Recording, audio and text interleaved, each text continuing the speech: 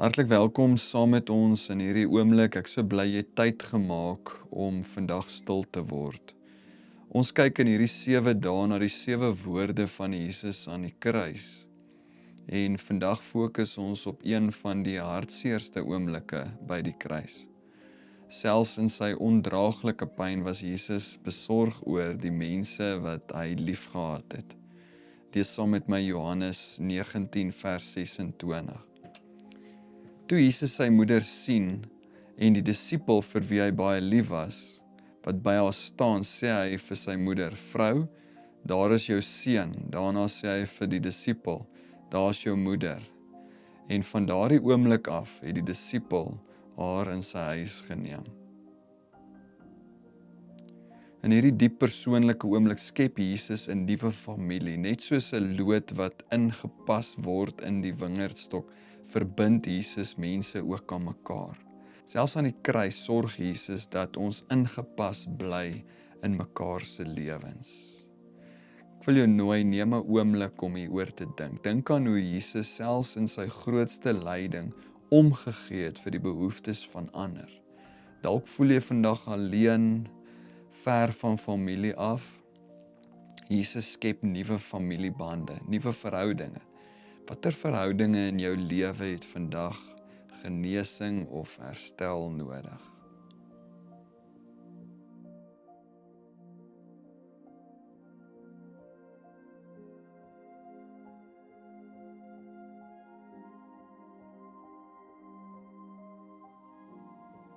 Jesus se woorde aan Maria en Johannes herinner ons dat ons bestem is om ingepas te wees in die wingerdstok, in God se familie en in mekaar se lewens. Johannes 15 vers 5 sê, "En ek is die wingerdstok, en julle die lote." In Christus word ons deel van 'n nuwe familie, ingepas in die wingerdstok. Ek wil jou nooi om hierdie waarheid te spreek oor jou lewe.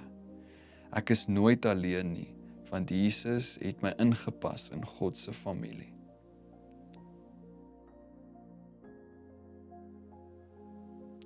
Deur Christus het ek 'n plek om te behoort. Ek pas in waar God my geplant het.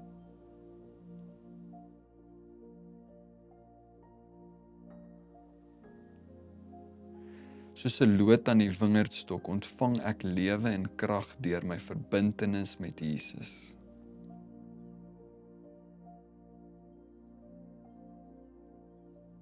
Jesus het nie net aan die kruis gesterf om ons sondes te vergewe nie, maar ook om jou in te pas in hierdie nuwe familie. En dis hoekom by inpas glo ons dat jy geskep is om connected te wees met God en met ander mense. Jy's geskape om in te pas, om te groei en om vrug te dra.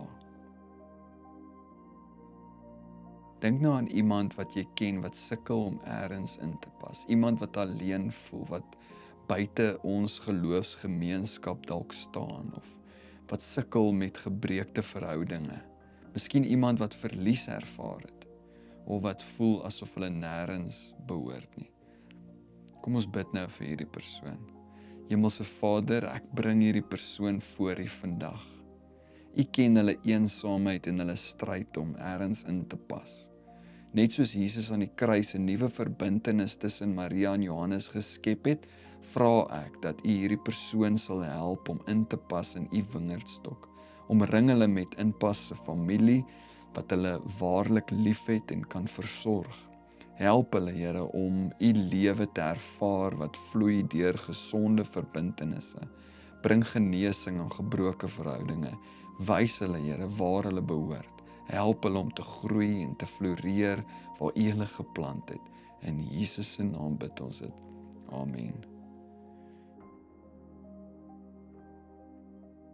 Jesus se derde woord aan die kruis herinner ons dat ons geskape is om ingepas te wees in die wingerdstok, verbind aan Hom en ook aan mekaar. Mag jy vandag die seën ervaar van om te weet dat jy groei waar jy geplant is. Mag jy die wysheid hê om in te pas in gesonde verhoudinge en om vrug te dra wat net moontlik is deur verbintenis aan hierdie ware wingerdstok.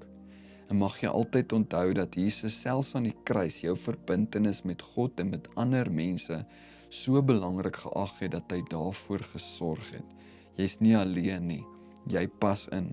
Jy's deel van die wingerdstok van God se familie.